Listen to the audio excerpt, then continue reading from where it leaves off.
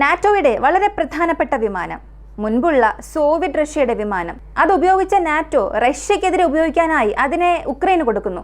അത് മറ്റൊന്നുമല്ല, MiG-29. അത് നൽകിയ നാട് ഇപ്പോൾ നാറ്റോയിലുള്ള സ്ലോവാക്യ എന്ന നാടാണ്. ഇങ്ങനെ പ്രധാനപ്പെട്ട നാറ്റോയിലെ വിമാനത്തെ എത്ര തന്നെ അത് സോവിയറ്റ് റഷ്യ നിർമ്മാണമായാലും അത് സ്ലോവാക്യയിലേക്ക് പോയതിനു ശേഷം അതിൻ്റെ ഗുണനിലവാരം മെച്ചപ്പെട്ടിട്ടുണ്ട്. റഷ്യക്കെതിരെയുള്ള ആക്രമണത്തിൽ അത് ഉപയോഗിക്കാനായി ഉക്രൈന് നൽകുന്നു. അങ്ങനെയുള്ള ഒരു വിമാനത്തെ ബെൽഗ്രോഡ് റീജിയനടുത്ത് ഉക്രൈൻ്റെ ഓൾചാസ് പ്രവിശ്യയിൽ വെച്ച് റഷ്യ 2 വിമാനങ്ങളെ വെടിവെച്ച് വീഴ്ത്തി. ഒന്ന് താഴെ വീണ് മുഴുവനായും നശിച്ചു. മറ്റൊരു വിമാനത്തിന്റെ അവസ്ഥ എന്താണ് എന്ന് ഇപ്പോഴും അറിയില്ല. വളരെ ഇൻട്രസ്റ്റിംഗ് ആയ രീതിയിൽ ഈ ഒരു ഷൂട്ട് ഔട്ട് നടന്ന് അവസാനിച്ചു. S-300 ആയിരുന്നു അവയെ വീഴ്ത്തിയത്. ഇവയെല്ലാം ഈ വീഡിയോയിലൂടെ വ്യക്തമായി കാണാം. ആദ്യത്തെ കാര്യം, ഈ ഒരു ഷൂട്ട് ഔട്ട് എങ്ങനെ നടന്നു എന്നറിയുന്നതിന് മുൻപ് ഇതിൽ ബന്ധപ്പെട്ടിരിക്കുന്ന MiG-29, S-300 ഇവയെക്കുറിച്ച് നമുക്ക് ഷോർട്ടായിട്ടൊന്നറിയാം. ആദ്യം S-300നെ സംബന്ധിച്ച് റഷ്യ മുൻപ് ഉപയോഗിച്ചുകൊണ്ടിരുന്ന പഴയ S-300നും ഇപ്പോൾ ഉക്രൈൻ യുദ്ധം ആരംഭിച്ചതിനു ശേഷം അവർ ഉപയോഗിക്കുന്ന S-300നും ഒരുപാട് വ്യത്യാസമുണ്ട്. കാരണം അതിൽ പല മാറ്റങ്ങൾ ആ യുദ്ധകാലത്തിനനുസരിച്ച് റഷ്യ മാറ്റിയിട്ടുണ്ട്. വളരെ പ്രധാനപ്പെട്ടത് S-300നെ സംബന്ധിച്ച് അതിൽ 2 റേഡാർ ഉപയോഗിച്ചിട്ടുണ്ട്. അകത്തേക്ക് വരുന്ന ടാർഗറ്റിനെ ട്രാക്ക് ചെയ്യുന്നതിനും ഫൈൻഡ് ചെയ്യുന്നതിനുമായി ബിഗ് ബേർഡ് എന്ന ഒരു റേഡാർ യൂസ് ചെയ്യുന്നു. അത് 400 കിലോമീറ്ററിനുള്ളിൽ ഏതൊരു ടാർഗറ്റ് വന്നാലും അതിനെ ഈ ബിഗ് ബേർഡ് എന്ന റേഡാറിനെ കൊണ്ട് ട്രാക്ക് ചെയ്യാൻ സാധിക്കും. ഇങ്ങനെ ട്രാക്ക് ചെയ്ത് അവസാനിച്ചിട്ട് ടാർഗറ്റിനെ ലോക്ക് ചെയ്യേണ്ടതിന് ഈ സോഴ്സസ് എല്ലാം കിട്ടിയതിന് ശേഷം അത് എത്ര സ്പീഡിൽ വരുന്നു, ഈ സ്ഥലത്ത് ടാർഗറ്റ് അപ്രോച്ച് ആയിട്ടുണ്ട്, ഇങ്ങനെയുള്ള എല്ലാ ഡേറ്റയും അനലൈസ് ചെയ്തിട്ട് അടുത്ത ഫ്ലാപ്പ് ലിഡ് എന്ന ഒരു ടാർഗറ്റ് ലോക്ക് ചെയ്യുന്ന റേഡാറിലേക്ക് ഇതിൻ്റെ ഡീറ്റെയിൽസ് എല്ലാം അയക്കും. ഈ റേഡാറാണ് ഏത് മിസൈൽ നമ്മൾ ഉപയോഗിക്കണം, ഈ ടാർഗറ്റിനെ ഏത് സ്ഥലത്ത് എൻഗേജ് ചെയ്യണം എന്നുള്ള എല്ലാ വിവരങ്ങളും പ്രോസസ്സ് ചെയ്ത് അതിനുശേഷം അതിനനുസരിച്ചുള്ള രീതിയിൽ ഒരു മിസൈൽ ഫയർ ചെയ്യും. ഇത് S-300നെ സംബന്ധിച്ച്. മറ്റൊരു ഭാഗത്ത് MiG-29നെ നോക്കിയാൽ സത്യത്തിൽ സ്ലോവാക്യയിൽ നിന്നും ഉക്രൈനിലേക്ക് വന്ന MiG-29 എന്നത് വളരെ ക്യാപ്പബിളായ ഒരു ഫൈറ്റർ ജെറ്റാണ്. ഇതിനെ നാറ്റോ നാടിൻ്റെ വിമാനം എന്ന് പറയാൻ കാരണം നാറ്റോ സ്റ്റാൻഡേർഡിനനുസരിച്ച് ആ വിമാനത്തിൽ പല മാറ്റങ്ങൾ വരുത്തിയിട്ടുണ്ട്. ഇവിടെയുള്ള റഷ്യയുടെ MiG-29നും മറ്റൊരു ഭാഗത്ത് നാറ്റോ കൺട്രീസ് അല്ലെങ്കിൽ മുൻപുള്ള സോവിയറ്റ് വിമാനങ്ങൾ ഉപയോഗിച്ചുകൊണ്ടിരിക്കുന്ന ഏതൊരു നാറ്റോ നാടെടുത്ത് നോക്കിയാലും അവർ നാറ്റോ സ്റ്റാൻഡേർഡിനനുസരിച്ച് ആ വിമാനത്തിൽ പല മാറ്റങ്ങൾ വരുത്തിയിട്ടുണ്ട്. അതിൻ്റെ ടാർഗറ്റ് സിസ്റ്റം, അതിൻ്റെ ഫയർ കൺട്രോൾ സിസ്റ്റം, റേഡാർ, അതിൽ ഉപയോഗിച്ചിരുന്ന വാർഹെഡ്സ്, ഇങ്ങനെ എല്ലാം സോവിയറ്റ് റഷ്യയിൽ നിന്ന് മുഴുവനായും മാറ്റി വെസ്റ്റേൺ കൺട്രീസിന് അനുസരിച്ചതുപോലെ ചെയ്തിട്ടുണ്ട്. അതൊരു സോവിയറ്റ് റഷ്യൻ വിമാനം എന്ന എയർഫ്രെയിമിന് വേണ്ടി മാത്രം നമുക്ക് പറയാം. അതല്ലാതെ അതിൽ ഉപയോഗിച്ചിരിക്കുന്ന ഇലക്ട്രോണിക് വാർഫെയർ സ്യൂട്ട്, മിസൈൽസ് എല്ലാം തന്നെ നാറ്റോ സ്റ്റാൻഡേർഡിലേക്ക് മാറ്റിയത് കൊണ്ട് അതിനെ നമുക്ക് നാറ്റോ വിമാനം എന്ന് പറയുന്നതിൽ യാതൊരു തെറ്റുമില്ല.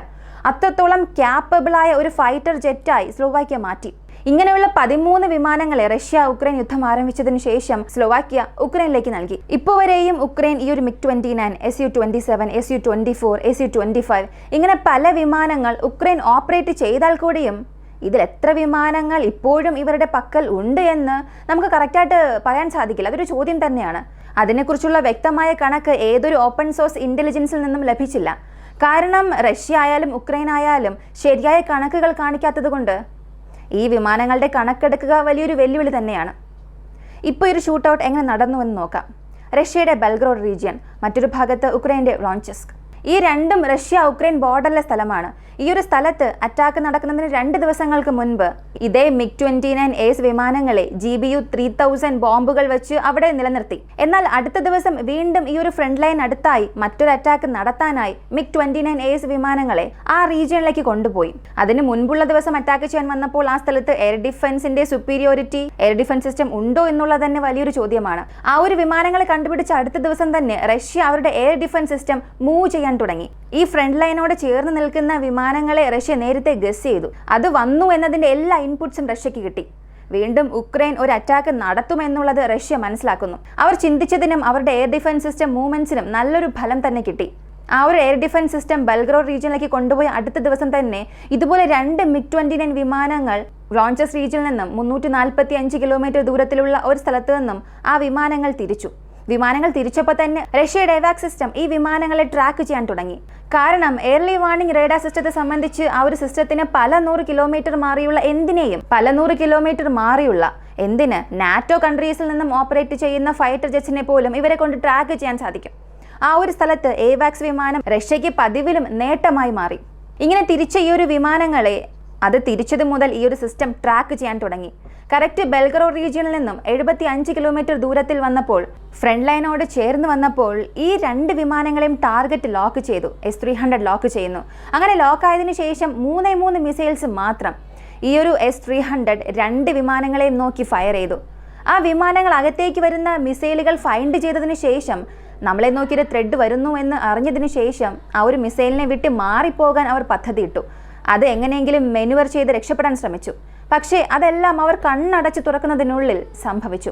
ആദ്യത്തെ മിസൈൽ ആദ്യത്തെ MiG-29 വിമാനത്തെ വീഴ്ത്തി. അതേ സ്ഥലത്ത്, കറക്റ്റ് പറഞ്ഞാൽ ബെൽഗ്രോഡ് റീജിയനിൽ നിന്നും 81 കിലോമീറ്റർ ദൂരത്തിൽ ഉക്രൈൻ്റെ ഭാഗത്ത് താഴെ വീണ് നശിക്കുന്നു. രണ്ടാമത്തെ വിമാനവും ഈ ഒരു മിസൈൽ അറ്റാക്കിൽ അകപ്പെടുന്നു. എന്നാൽ ആ മിസൈൽ അറ്റാക്ക് നടന്നതിന് ശേഷം ആ ഒരു വിമാനത്തിന്റെ ആൾട്ടിറ്റ്യൂഡ് കുറയാൻ തുടങ്ങി. ഏത് സ്ഥലത്ത് അത് വീണു, ഏത് സ്ഥലത്ത് നശിച്ചു എന്നുള്ള വിവരം ഇപ്പോഴും ലഭിച്ചിട്ടില്ല. പക്ഷേ അതിലെ പൈലറ്റ് രക്ഷപ്പെടാനോ വിമാനം രക്ഷപ്പെടാനോ യാതൊരു സാധ്യതയും ഇല്ല എന്നാണ് പറയുന്നത്. ഇതാണ് ഫ്രണ്ട് ലൈനിൽ നിന്ന് വരുന്ന വിവരങ്ങൾ പറയുന്നത്. ഒരു ദിവസത്തിൽ അതും നാറ്റോ സ്റ്റാൻഡേർഡിലുള്ള 2 വിമാനങ്ങൾ റഷ്യ S-300 ഉപയോഗിച്ച് നശിപ്പിച്ചു. ഇതിപ്പോൾ എന്തുകൊണ്ട് ഇത്ര പ്രധാനമായി കാണുന്നു എന്ന് ചോദിച്ചാൽ, S-300നെ സംബന്ധിച്ച് നേരത്തെ തന്നെ S-400 കഴിഞ്ഞ ചില ആഴ്ചകളിലായി റഷ്യയ്ക്ക് ഒരുപാട് നഷ്ടം വരുത്തി. അതിന്റെ ലോഞ്ചർ നഷ്ടപ്പെട്ടു, റേഡാർ നഷ്ടപ്പെട്ടു. ഇങ്ങനെ ഉക്രൈനായിരുന്നു വിജയം മുഴുവൻ കിട്ടിക്കൊണ്ടിരുന്നത്. ഇപ്പോൾ കഥ അല്പമൊന്ന് മാറാൻ തുടങ്ങിയിട്ടുണ്ട്.